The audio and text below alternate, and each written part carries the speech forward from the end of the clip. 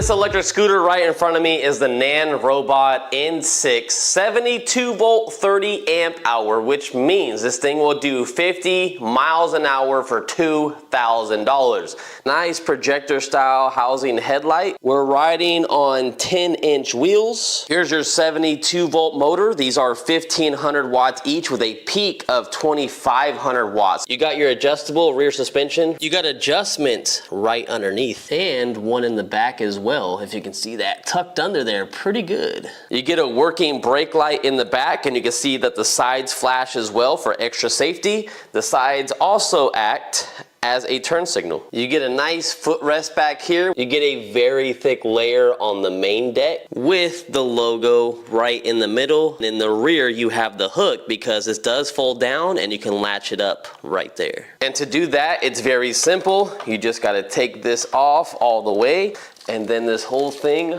will fall all the way back. Once it's in this position, you just have to pull this down just enough to get it right under this lip, and then from there on you can just grab the whole handle and you can lift it up. Now when you do plan on picking this thing up, keep in mind it is 92.6 pounds. This hook right here can also be used to put grocery bags on, just in case you got to stop at the grocery store, and you can tie them on to here. Now the scooter does hold someone up to 330 pounds. I'm 170 pounds and I'm 5'9", to give you an idea of how I look standing on it and how tall I am. You also have very, very good suspension on this, and I'm very excited to see how comfortable it is when we take it out for a spin. Here's a look at the headlight and I guess all the lights on this scooter. I definitely got to show you a lot of the RGB functions because it does come with a remote, but real quick before we get to that, here's a look at the headlight, and it is a little bit brighter in the front because we do have the other lights on.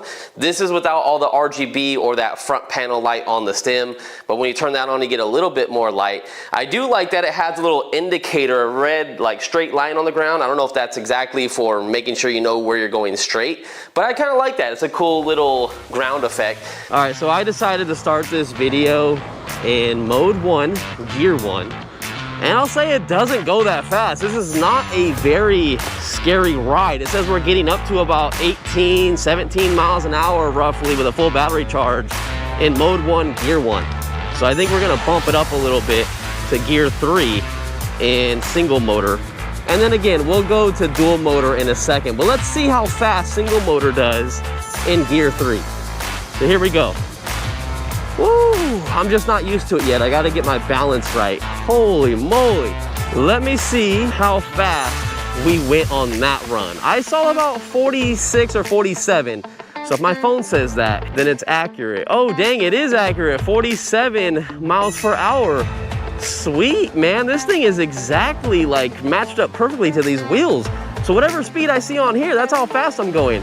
Now keep in mind, it's up to 50 miles an hour, so it's gonna depend on the terrain. And let's try it out right now. 1, 2, 3, let's go. Nice and gradual. I really like single motor if you're just trying to get around town and you're not trying to fly all over the place. I'm already doing 28. I'm not even at the end of the road yet. 30, 31, 32, and 33. There we go. We reached 33 before we got to the end of that section, and that's on single motor. Wow, let's see what dual motor can do. Can you switch to dual motor while riding? Yes, you can. All right, that's a cool feature. I didn't know if you could do that or not. 3, 2, 1, dual motor. Oh shoot, I didn't even stand on the scooter yet. It was taking off without me. Oh, 30 miles an hour already. Holy shit. I'm gonna have to slow down way ahead. 40. Oh damn, oh there's a car too. 41.